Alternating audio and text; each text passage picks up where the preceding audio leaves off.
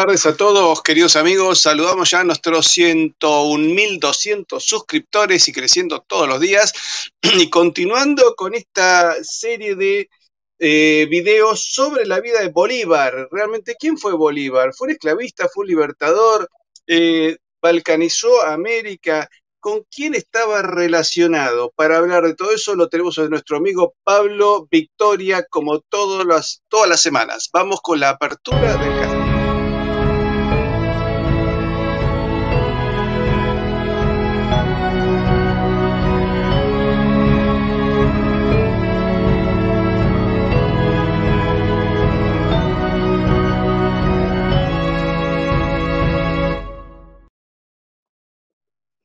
Muy buenas tardes, Pablo, ¿cómo estás? Buenas tardes, Patricio, encantado de estar otra vez aquí con vosotros. Bueno, como ustedes saben, Pablo ha sido senador, candidato a la presidencia de Colombia, es nativo de Colombia y posiblemente sea de los mayores expertos en la vida de Simón Bolívar. Una de las cosas, Pablo, que me llamó la atención conversando con algunos venezolanos, que le han creado una suerte de endiosamiento de la figura. Y cuando vos endiosás a una figura, ya no lo criticás porque uno a Dios no lo juzga, simplemente lo acepta. Entonces, eso nos ha impedido a los pueblos de Hispanoamérica poder entender los problemas y el origen de los problemas por los cuales nos hemos caído en un pozo hace 200 años. Para tapar el fracaso de las repúblicas de 200 años, nos enaltecen un periodo que va entre 5 y 20 años de revoluciones, donde supuestamente nos han liberado un yugo español sin decirnos cómo era el yugo español, si realmente lo era. A mí me acuerdo en cuarto grado me dijeron, el monopolio español nos perjudicaba. Y con eso me justificaban todo el movimiento revolucionario. Si fuera por un error económico, a nuestros gobiernos habría que hacerle revoluciones todos los días, en todo el continente. Alguno por ahí se salvará que está intentando hacer la cosa más o menos bien, pero en realidad, si ese fuese el argumento sustantivo, ningún gobierno se sostendría. En estos 200 años, que si lo multiplicamos por los 20 estados que se crearon, estamos hablando de 4.000 años de gobiernos. Y en esos 4.000 años de gobiernos distintos en toda América, si juntás 200 más o menos de buenos gobiernos o de parcialmente buenos y criticados por otros sectores, es mucho. Más de eso no juntás. Dividido 200 dividido 20, con lo cual a cada país podemos decir que tuvo 10 años de más o menos buenos gobiernos en promedio. Algunos tuvieron nada y otros tuvieron 20 años. Pero en realidad se ha demostrado que el proyecto de las repúblicas americanas ha resultado en un proyecto que crearon estados, pero estados débiles, sí, estados donde uno tiene un sistema educativo, un sistema sanitario, etcétera, pero que no han logrado concretar las aspiraciones de la gente, que la gente no pudo concretar sus aspiraciones de vida, con una pobreza casi africana y con un grado de violencia, como el caso no sé, Colombia, bueno, ha tenido 40, 50 años de terrorismo, pero Argentina también lo ha tenido. Y México tuvo guerras civiles, nosotros también, y en el pleno siglo XX, pero el siglo XIX fue todo un siglo de guerras civiles. Por eso te pregunto, ¿cuál era la relación de Bolívar con los otros revolucionarios? Bueno, antes de entrar en esa materia que me parece fascinante, además porque da una visión de quién era Bolívar, de cuál era su carácter, sus métodos, sus procedimientos, vale la pena decir que cuando mencionaste el hecho de que España tenía un monopolio, pues, hombre, e Inglaterra también lo tenía, porque es que en ese tiempo se había impuesto una teoría económica según la cual cada país tenía que defender su comercio exterior, porque se suponía que la moneda se fugaba, que al haber escasez de moneda, pues venía la depresión económica, etcétera. Pero lo que no se entendía en ese momento es que en la misma medida en que tú exportas, también importas, y cuando importas suministras moneda y cuando exportas te suministran a ti moneda. Entonces, pues esas relaciones que hoy afortunadamente tenemos con el resto de países, pues ha involucrado mayor cantidad de riqueza para todo el mundo, pues. Porque hoy en día ya no se necesita tener tierra ni conquistar países ni conquistar tierras, porque cuando importamos algo prácticamente estamos usufructuando de la tierra de los demás. Entonces, pues casi que pero en ese tiempo pues se había puesto esa teoría y Inglaterra, por supuesto, y las grandes potencias europeas la practicaron a tutiplén. No había libertad de comercio, nadie lo tenía. Luego España tener libertad de comercio cuando los otros países no lo tenían, pues eso era una solemne estupidez. Ahora, Pablo, te quiero hacer un agregado. Dime. En realidad, el problema del monopolio español está dado con ciertas restricciones al comercio inglés Claro, y por con supuesto. que El algunas comercio inglés decisiones se restringido. tomaban en España. Pero en realidad, un comerciante del Río de la Plata, ya sea nacido en la ciudad de Montevideo o de Buenos Aires, podía comercializar primero con todo el continente. Claro, Es por decir, su supuesto. producto podía llegar hasta Arizona, California o Texas. Pero de ahí, además, por el galeón de Manila, ya sea subiendo sus productos en Chile o en Lima, se unían con el galeón de Manila que zarpaba de México y sus productos llegan a Filipinas y de ahí al Asia. Y por otro lo tanto, de Asia también venían productos chinos. De hecho, Claro. entonces, en Buenos Aires, por ejemplo, los dinamarqueses que intentaron venir por las malas en 1702, se los derrotó y vinieron por las buenas 4 años después. Es decir, había un comercio exterior. Lo que Había no un se comercio, permitía era claro. que el comercio nos fundiera, que ese era el No, problema. no, claro, y además había un comercio muy dinámico y muy extenso y extendido además simplemente porque los territorios españoles eran los mayores del planeta, es que eran 20 millones de kilómetros cuadrados distribuidos por todo el planeta. Entonces, pues no carecíamos de bienes y servicios en ese momento y las provincias españolas en América y en el mundo entero progresaron gracias a ese comercio, digamos, a ese intercambio comercial entre nosotros mismos. Inglaterra tenía sus medidas, digamos, sus monopolios, impedían el comercio con los españoles y los españoles impedían el comercio con los ingleses por obvias razones, que era sencillamente, si ellos restringían, pues los españoles también tenían que restringir. De manera pues que nos bastábamos a nosotros mismos por la cantidad de población y la cantidad de territorios tan variados que teníamos.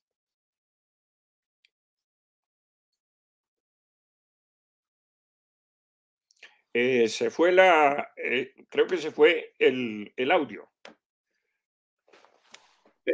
Perdón, la otra vez habíamos hablado de Bolívar y Miranda, pero ahora está Bolívar y Santander y todos los demás revolucionarios. ¿Cómo era la relación con toda esta gente? ¿Había egos en lucha? ¿Había objetivos comunes o objetivos dispares? Hombre, yo creo que el objetivo común era todos contra España. Los objetivos dispares, pues evidentemente era una lucha encarnizada por el poder, por la preeminencia, por ver quién estaba por encima del otro. Inclusive en Venezuela, pues no había esa unidad. Inclusive Mariño, por ejemplo, rivalizaba con el propio Bolívar y todos los demás, unos contra otros. Pero vale la pena detenernos un poco en tres personajes que a mí me parece que son clave, hombre, sin descartar totalmente otros, como el propio Santander, en fin. Pero estos tres personajes nos dan la semblanza de lo que era Bolívar en sus relaciones de poder con los demás. El primer personaje del que brevemente quisiéramos hablar, o quisiera yo hablar, es las relaciones entre Bolívar y Piar. Piar era un mulato que llegó a ser general y era un hombre muy ambicioso. Y yo creo que cometió cuatro errores fundamentales porque quizás no cató a don Simón Bolívar en toda la dimensión de su carácter como tenía que catarlo. Por ejemplo, cuando Bolívar se toma las misiones de Angostura, ese es un punto álgido de enemistad creciente entre estos dos personajes, Piar y Bolívar. Piar quiso destituir del cargo a quien él mismo había nombrado con la anuencia de don Simón Bolívar, que era el padre José Félix Blanco, para administrar la destrucción a la que fue sometida Angostura y el saqueo a la que fue sometida, al saqueo al que fue sometido Angostura.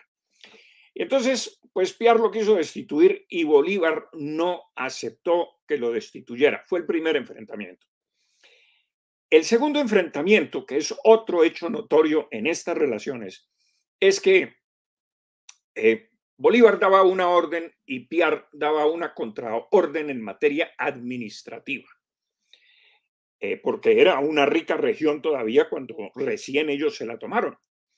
Entonces, este desarreglo entre las dos personalidades ocasionó pues que esa región se fuera arruinando lentamente o aceleradamente, lo podríamos decir. El tercer error de Piar fue el apoyo que le dio a un congresillo que se llamó el Congreso de Cariaco, que había elegido a otro rival de don Simón Bolívar, Mariño, presidente de esa República Federal de Venezuela. Y el cuarto error es que Piar, finalmente exasperado con Bolívar, comenzó a instar a los negros de la zona de Aragua a asesinar a los mantuanos blancos, porque Piar era mulato. Y entonces Bolívar, que era un poco, pues, era un poco mulato también, de todas maneras había sido bautizado en el libro de blancos y era mantuano y un hombre preeminente, su familia muy rica, y entonces todas esas preeminencias le valieron que, digamos, que pasara por blanco, aunque los peruanos nunca aceptaron eso, por ejemplo. Los peruanos lo llamaban, le decían que tenía más sangre de Guinea que de español, pero bueno, eso es otro problema. El hecho es que, digamos que su retrato ha llegado hasta nosotros como un prócer romano, pero no creo que fuera así tanto como un prócer romano. En fin, entonces Piar comenzó a marcar, si así lo podemos expresar, esa ruta final de un destino trágico. Porque el hecho de haber querido alebrestar a los negros para matar a los blancos, pues hizo que toda la oficialidad de don Simón Bolívar pues se uniera espiritualmente y físicamente y militarmente a don Simón Bolívar para defender pues su raza. El hecho es que todos estos oficiales se unieron a don Simón Bolívar y lo proclamaron el 30 de junio de 1817 como jefe supremo de Venezuela. Entonces Bolívar, ya investido con esa autoridad dada por sus militares, le dijo a Piar, mire, se tiene que marchar y váyase lejos. Y aquí tiene un pasaporte y váyase, pero bien lejos, que no lo queremos ver por aquí. Pero Piar no se marchó al extranjero, como era la idea de don Simón Bolívar, sino que se marchó de Upata, que era una población cercana a Aragua, el 3 de julio, escoltado por su guardia personal. Y esa guardia personal se dedicó a saquear esa villa. Y entonces Bolívar se enfureció, mandó a prender al teniente coronel de apellido Mina por esas tropelías que habían cometido y con una carta a Piar diciéndole que le tenía que entregar al coronel para juzgarlo, y Piar no se lo entregó. Digamos que ese fue el quinto error de Piar. Entonces, ni corto ni perezoso, Piar incitó a otra revuelta a un tal Juan Francisco Sánchez y le dijo en una carta, le dice, yo he sido elevado a general en jefe por mi espada, pero soy mulato y por eso no me dejan gobernar la república. Y claro, todo esto pues causaba un malestar entre la mulatada, digamos, de sus seguidores. Entonces, los generales Cedeño, Sublet, Valdés, Manrique, Anzoátegui, esa junta de generales que tenía don Simón Bolívar, volvieron a darle un apoyo irrestricto a Bolívar. Entonces Bolívar, nuevamente investido de más autoridad, manda a prender a Piar para juzgarlo. y sus juicios, pues eso terminaba, era en fusilamiento, evidentemente. Pero Piar se escapó a Angostura, se escapó de Angostura, se dirigió a Maturín y allá instó a un sambo general que se llamaba Andrés Rojas a sublevarse contra Mariño, que era el rival más grande que tenía don Simón Bolívar, para ver si podían derrocar a Simón Bolívar. Pero Mariño no le caminó al asunto.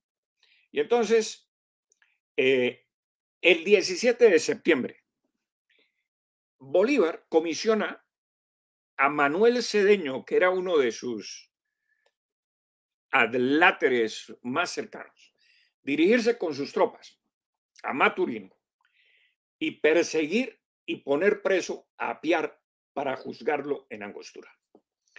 Y le escribe la siguiente carta que vale la pena leerla, un pedacito de ella. Le dice, comillas, la patria y la felicidad general reclaman imperiosamente el castigo y exterminio del faccioso que las perturba, y la patria verá siempre como a su bienhechor al que la liberte de este monstruo. Bueno, Bolívar, por supuesto, no se reconoce en él mismo un monstruo, ¿no? Después de haber asesinado tanta gente a sangre fría y mandado a asesinar a tanta gente inocente, inclusive. En fin, eran monstruos y cada uno le llamaba al otro monstruo, porque lo eran, pero no se reconocían a sí mismos como tales. El hecho es que Piar fue arrestado y conducido a Angostura por un coronel Sánchez.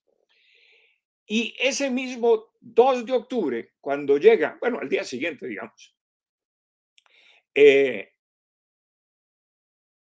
le empiezan un juicio. Y Bolívar, como jefe supremo de todos los ejércitos, nombra a Sublet, con cuya hermana Bolívar tenía relaciones, por supuesto.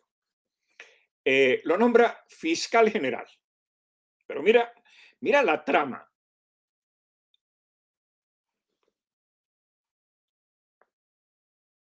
No, no se te oye, no se te oye. Que tal vez habría que hacer una lista de las mujeres que no tuvieron relaciones con Bolívar. Claro, claro. Bueno, ¿qué pasó con Zulet? Contanos. Pero mira lo que monta este señor. Entonces, y nombra defensor al coronel Fernando Galindo. Oigan, y se le toma declaración al reo. Entonces se le abre un consejo de guerra presidido por el almirante Brión con 5 vocales. Y uno de ellos, que era el coronel Fernando Galindo, dice, a ver, un momentico, pero es que el jurado, los jueces de este señor, todos son enemigos de él. O sea, pero mi general, ¿cómo podemos poner a juzgar a Piar por sus propios enemigos? O sea, es que esto no tiene cómo comerse, pues. Entonces, el hecho es que Bolívar desatiende absolutamente eso. Todos los testigos que traen también son enemigos de Piar. Y todos atestiguan en contra de Piar. Pues era un juicio, pues, de estos, como llaman en inglés, una corte de canguros, porque esencialmente era eso. Entonces, el hecho es que lo juzgan y lo condenan en un juicio absolutamente sumario y lo condenan a morir fusilado. Al día siguiente, sin apelación, porque es que, oye, aquí no había apelación a una segunda instancia ni a una tercera instancia. Esto era fusílenlo y luego llega la orden de fusilamiento. O sea, fusílenlo primero que después llega la orden. En fin, entonces lo plantan frente al pelotón de fusilamiento y Piar dice, no, a ver, yo personalmente quiero dirigir el pelotón de fusilamiento, quiero dar la orden de que me fusilen, pero yo, y no le aceptan eso. Y entonces le vendan los ojos y Piar se quita la venda y le ponen la venda otra vez. Y entonces no le queda más remedio a Piar que abrirse la camisa, rompe la camisa, expone el pecho y recibe las balas de fusilamiento. Lo matan. lo fusila. Creo que mostró por lo menos serenidad hasta el último momento y tal. Entonces, ese fue uno que eliminó don Simón Bolívar. Pero mira la proclama que saca Simón Bolívar y lo que hace, porque Piar era un personaje, pues, relativamente querido por la tropa. Y entonces Bolívar, viendo que de pronto podía haber una insurrección dentro de sus propios, de su tropa, entre otras cosas, por semejante juicio tan sesgado que le ha hecho, escribe una proclama que la publica por todo lado y dice: soldados, ayer ha sido un día de dolor para mi corazón. Mira la falsedad del hombre. El general Piar fue ejecutado por sus crímenes de lesa patria, conspiración y deserción. Y le dice: este general que solo aspiraba al mando supremo formó el designio más atroz que puede concebir un alma perversa. Soldados, vosotros lo sabéis, la igualdad, la libertad y la independencia son nuestra divisa. La humanidad no ha reconocido nuestros derechos por nuestras leyes. Nuestras armas no han roto las cadenas de los esclavos. No había liberado ninguno, ¿no? La odiosa diferencia de clases y colores no ha sido abolida para siempre. Los bienes nacionales no se han mandado a repartir entre vosotros. Mira lo que le dice a sus soldados. ¿Qué quería pues el general Piar para vosotros? ¿No sois iguales, libres, independientes, felices y honrados? El cielo ha visto con horror a este cruel parricida. O sea, ya Bolívar hace el papel de Dios, del Todopoderoso, porque dice: el cielo ha visto con horror a este cruel parricida. Él interpreta las señales del cielo. El cielo lo entregó a la vindicta de las leyes. El cielo permitió que un hombre que ofendía a la divinidad y al linaje humano no profanase más tiempo la tierra, que no debía sufrirlo un momento después de su nefando crimen. Es decir, Bolívar es prácticamente el dios de Colombia, el dios del Perú, el dios de todos los países supuestamente libertados por él. Y claro, a mí no me cabe duda de que esta es una proclama de esas campanudas, romántica, en un plano absolutamente engañoso.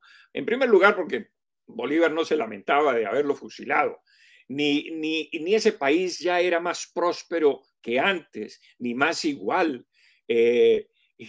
Decía que la vindicta de las leyes, ¿de cuáles leyes? De las suyas propias, porque es él el que lo manda a fusilar sin ninguna ley que hubiese sido sancionada por ningún congreso democráticamente elegido o por cooptación elegido, nada de eso.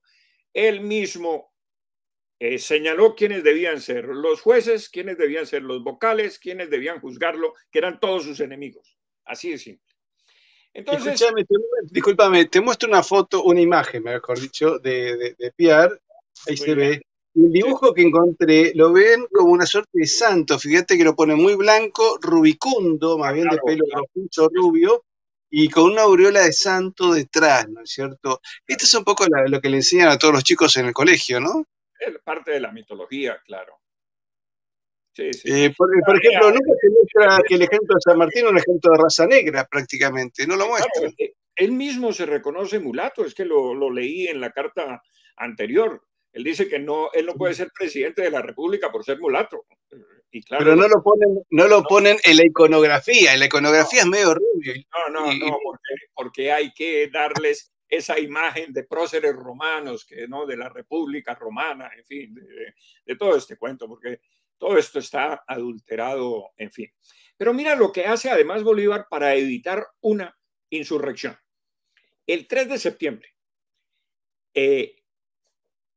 firma un decreto y le da 25,000 pesos al general en jefe, uno de sus generales, 20,000 al general de división, 15,000 al teniente coronel, 8,000 al mayor, 6,000 al capitán, 4,000 al teniente, 3,000 al subteniente, 1,000 a los sargentos, 700 a los cabos y 500 a los soldados. Pero mira, además, y escribe lo siguiente a su ejército: esta ley, la más justa y la más útil, es el testimonio más auténtico de los principios eminentemente rectos y benéficos del gobierno supremo de Venezuela.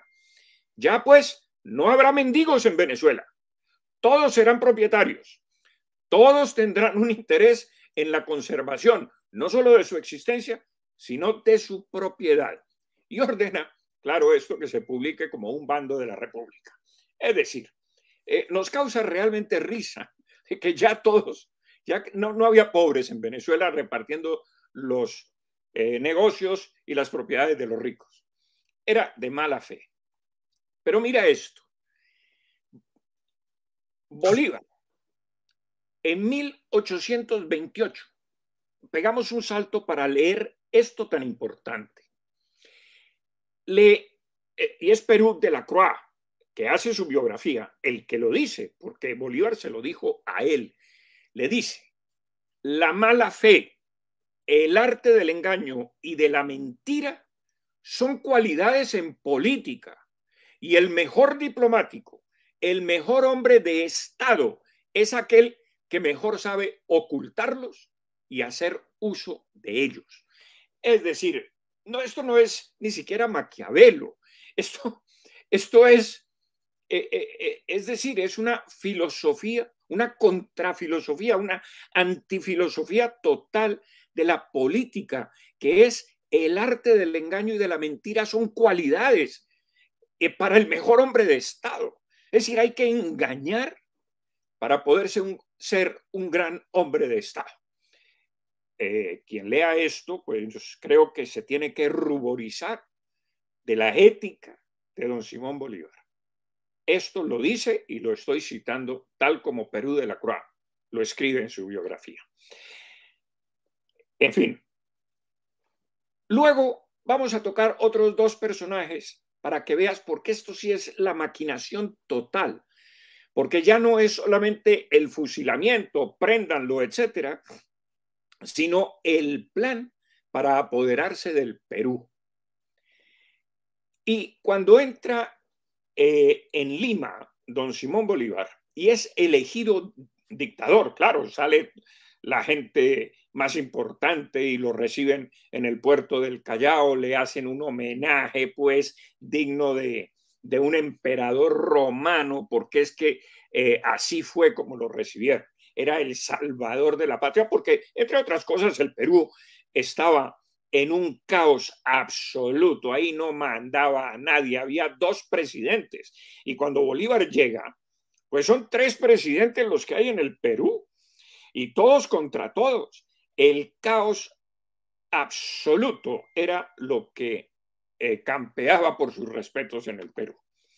Entonces, ¿quiénes eran esos tres presidentes? Bueno, Bolívar, que acababa de llegar, Riva Agüero y Torre Tagle. Entonces, claro, yo me imagino que como es mejor tres que uno, y sobre todo cuando sobran dos, pues el hecho es que me imagino que los peruanos lo homenajearon a don Simón Bolívar con todas estas ceremonias y aclamaciones para que no quedara ninguna duda de con quién estaba el Congreso del Perú en ese momento.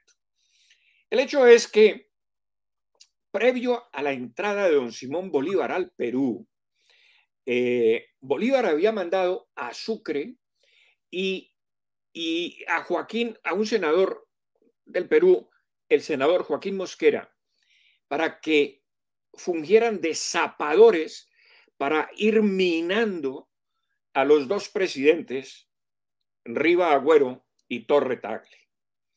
Y les escribe esta carta, comillas: es preciso trabajar porque no se establezca nada en el país y el modo más seguro es dividirlos a todos. Estoy citando verbatim a don Simón Bolívar. La medida adoptada por Sucre de nombrar a Torre Tagle, embarcando arriba a Agüero, es excelente. es preciso que no exista ni simulacro de gobierno. Y esto se consigue multiplicando mandatarios y ponerlos en oposición. A mi llegada al Perú debe ser un cuerpo rosado para que yo pueda hacer en él lo que convenga. Es decir, Bolívar mismo es el que de alguna manera se las ingenia antes de llegar al Perú para que estos dos presidentes sean nombrados. Y esa es la misión de esos zapadores que él manda para intrigar y lograr este propósito. Muy bien, entonces ya cuando llega al Perú, pues hay tres presidentes. Claro, es como tener tres soles y Bolívar es el sol que en ese momento más alumbra. Entonces, mira cómo se las ingenia para tumbar a José de la Riva Agüero. El Congreso, este Congreso de Bolsillo, que era el Congreso de Bolsillo de don Simón Bolívar, el 1 de octubre de 1823, acepta que Bolívar someta por la fuerza a Riva Agüero, es decir, que le dé un golpe de Estado. ¿Por qué? Porque lo acusaban de negociar un armisticio con los españoles según unos documentos presentados por Bolívar. Y supuestamente, y no supuestamente, porque esta sí era una carta real y verdadera, una carta del virrey La Serna aceptando la negociación. Bueno, inclusive hasta podríamos dudar también de esa carta. Yo creo que todo, inclusive hay testimonio de que estas cartas fueron escritas, falsificadas por don Simón Bolívar para tumbar a Riva Agüero. Sí, para tumbar a Riva Agüero y reconocer a Torre Tagle. El hecho es que, como el Congreso autorizó a Bolívar para dar ese golpe de Estado, Bolívar le dice que se vaya, que se exilie, que se vaya a Colombia, se le dice a Riva Agüero. Entonces Riva Agüero le contesta y le dice, mire, si también Torre Tagle se va del poder, yo me voy del poder. Entonces Bolívar consulta a su Congreso de Bolsillo y el Congreso rechaza la idea de que Torre Tagle renuncie al poder.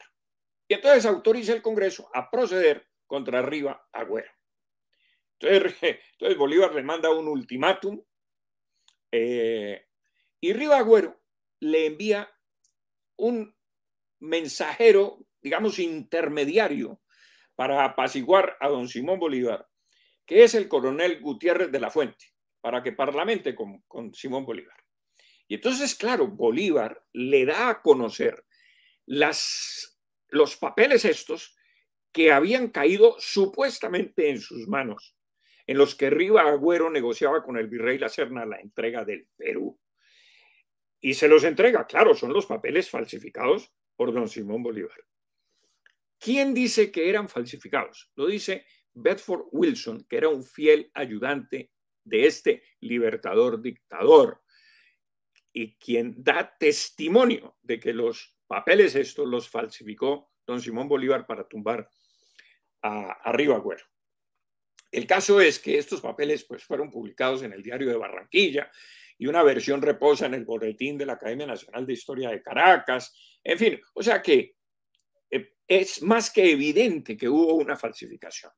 Entonces, claro, este coronel que ha llegado para parlamentar con don Simón Bolívar se convence de que Riva Agüero es un traidor a la causa revolucionaria y se pasa inmediatamente al bando de don Simón Bolívar. Y entonces Bolívar lanza una proclama diciendo, comillas, la soberanía del pueblo ha sido hollada en el Perú por uno de sus propios hijos, por un criminal de lesa majestad. Y entonces incitaba a sus soldados a escarmentar al monstruo de Riva Agüero. Vamos a poner una imagen de... Este es Riva Agüero, y ahora vamos a mostrar a Torre Tagle. A ver, este es Torre Tagle. Los dos eran, al final, los dos no se tuvieron acercamiento con España después? Hombre, el que tuvo acercamiento con España fue justamente Torre Tagle. Tenemos acá. Y ahora vamos a donde Torre Tagle. Entonces, bueno, lo que sucede es que Simón Bolívar pues manda a poner preso a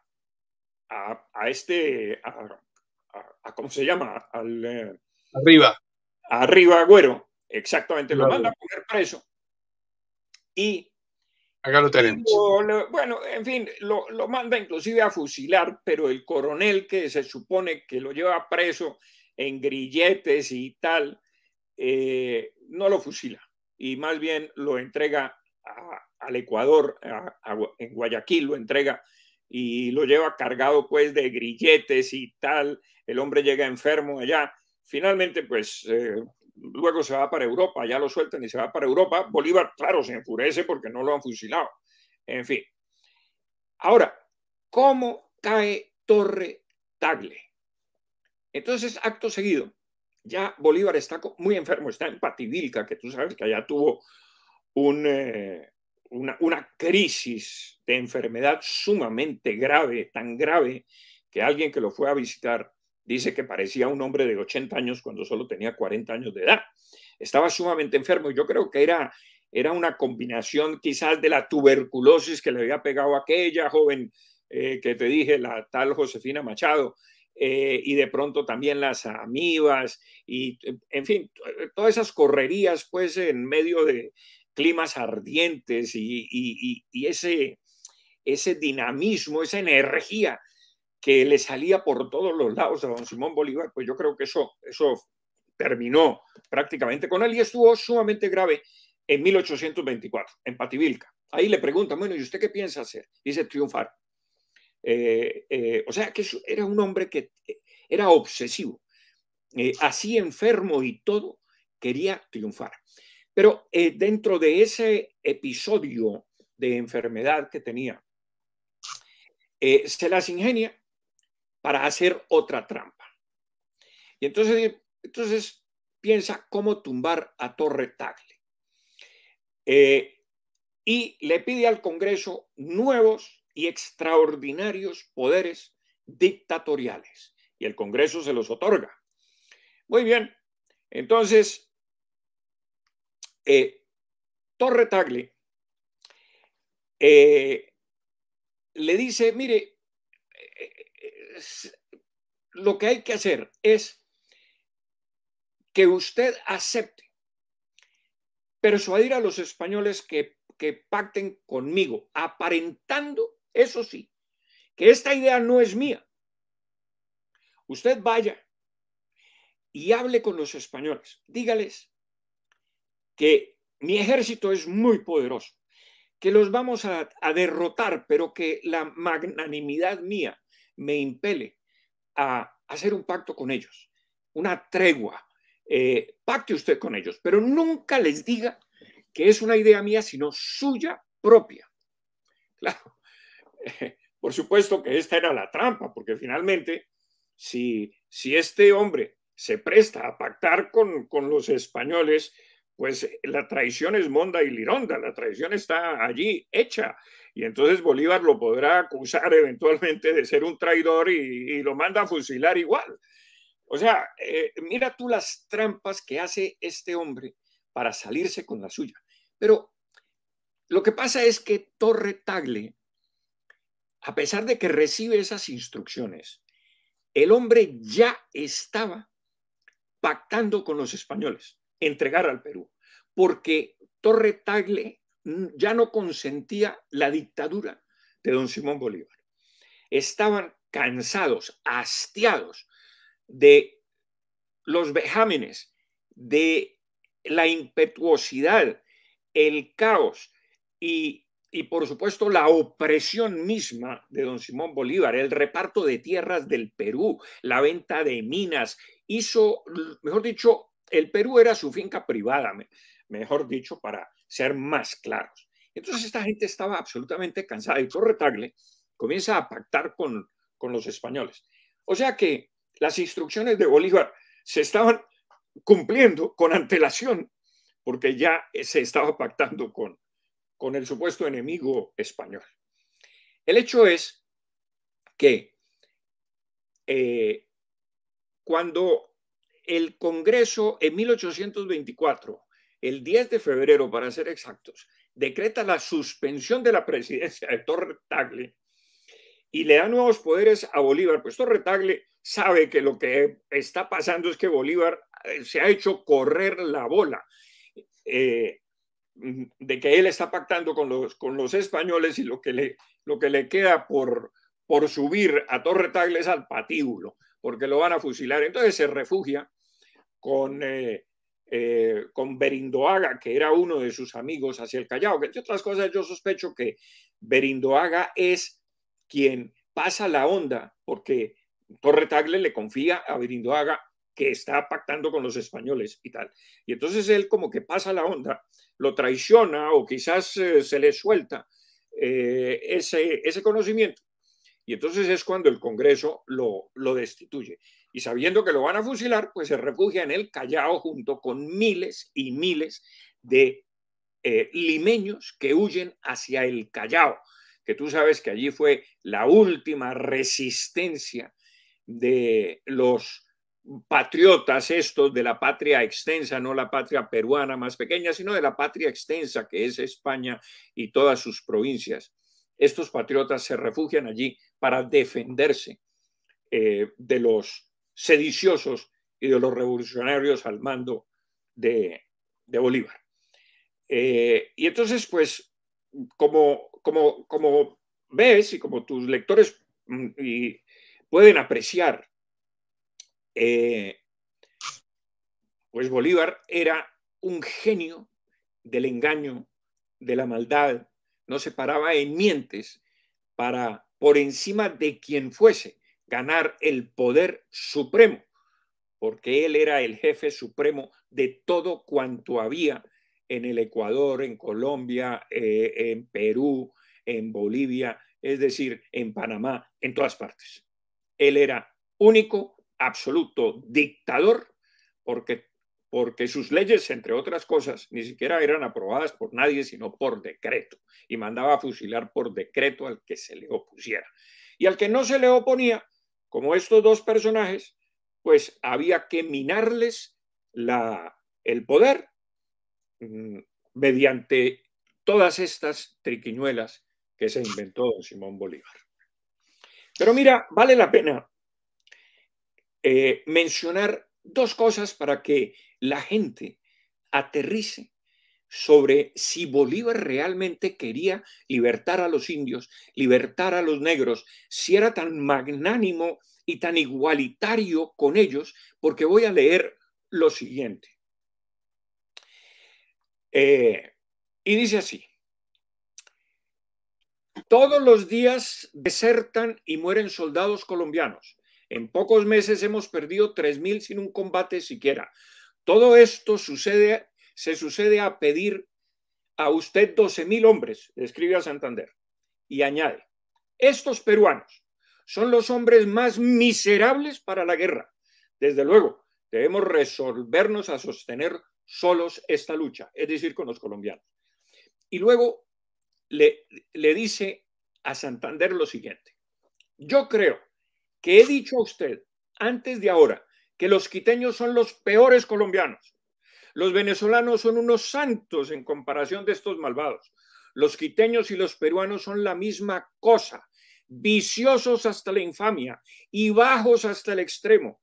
Los blancos tienen el carácter de los indios y los indios son todos truchimanes, todos ladrones, todos embusteros, todos falsos, sin ningún principio moral que los guíe.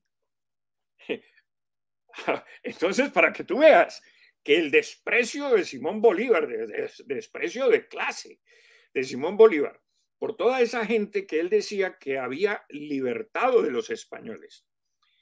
Y por último, sí. Un segundito para que haya un seguimiento de este contraste que les voy a decir. Mira lo que le escribe a los mismos indios peruanos. Después de haber dicho eso: nobles hijos del sol, hermanos, a vosotros virtuosos indios, os dirigimos la palabra, y no os asombre que os llamemos hermanos. Lo somos en verdad. descendemos de unos mismos padres, nos acordamos de lo que habéis padecido y trabajamos por haceros felices en el día. Vais a ser nobles, instruidos, propietarios, y representaréis entre los hombres todo lo que es debido a vuestras virtudes, después de haberlos despreciado de la forma en que dice que todos son ladrones, todos embusteros, todos falsos, sin ningún principio moral que los guíe. Mira lo que dice de dientes para afuera, para congratularse con ellos y hacerles la pelota. En fin, es la doble moral de don Simón Bolívar, pues plasmada en sus propias cartas. Pablo, algunos me piden, digamos, las fuentes. ¿Con qué fuentes trabajas? Yo sé que has trabajado incluso con los archivos de Libertador. Sí, claro, con archivos. Hombre, entre otras cosas, vale la pena, un venezolano, a ver, escribió, reunió todos los papeles, todas las cartas, todo, digamos, inclusive el itinerario de don Simón Bolívar a lo largo de todos estos países, y reunió absolutamente todo. Luego yo te mando el nombre y los libros que se pueden consultar porque está todo. Lo que me llamó la atención, bueno, nos piden que hagamos en algún momento un programa sobre Sucre y Bolívar, queda pendiente. Que en los mismos archivos, lo que se llama archivo del libertador.b, o sea, que pertenece al gobierno de Venezuela, aparecen muchas cosas que si uno las lee realmente y uno se pone en situación, en época y lugar, no estamos hablando de acciones benévolas. Es decir, ni siquiera se han cuidado en tapar algunos documentos. No queda muy bien parado. No, inclusive, mira, tú puedes leer, por ejemplo, en los mismos archivos que ponen su decreto a muerte, y acto seguido dice que Bolívar se comportó con todos con una nobleza extraordinaria, que era un decreto simplemente para amenazarlos, para cobardarlos y tal, pero que se portó magnánimamente con todos. Cuando tú sabes que fusiló al que se le atravesaba, que fusilaba. No, incluso matar con bayonetas a gente enferma, violar mujeres. Esto me hace acordar, vos sabés que el otro día, sí, esa cosa de decir, no, fue magnánimo cuando lo mataba. Yo hice un programa para otro canal sobre los crímenes en la historia de tanto de Estados Unidos como de la Unión Soviética, ¿no? Y en realidad tenés para ser dulce con los dos, porque crímenes cometieron los dos. Y un señor, el canal luego le dio como derecho a réplica a un señor que empezó a justificar los crímenes soviéticos. Entonces decía, cierto, la matanza de Katyn de los polacos es real, pero se los mataba con un balazo en la nuca para que no sufrieran. Y después, y a los romanos, bueno, es cierto que se lo mató, pero bueno, venía el ejército blanco, todo era, y cierto que los ucranianos se murieron de hambre, pero todo tenía una justificación. Y yo decía, pero este hombre está sano de la cabeza. Querían que hiciera un debate con él. No, con un demente no hablo.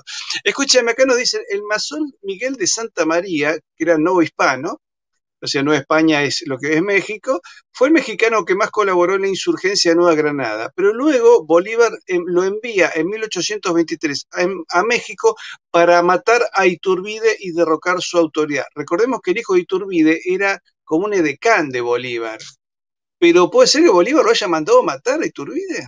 Hombre, no podría quemarme las manos, no podría tampoco decir que es cierto ni falso. No lo creo. No lo creo. Lo que puede ser que haya habido una media palabra o alguien cercano que estuviera en esa línea. En fin, es realmente vergonzoso cómo nosotros nos comemos este cuento. Yo creo que el cuento de los libertadores es el cuento de Papá Noel para los pueblos, ¿no?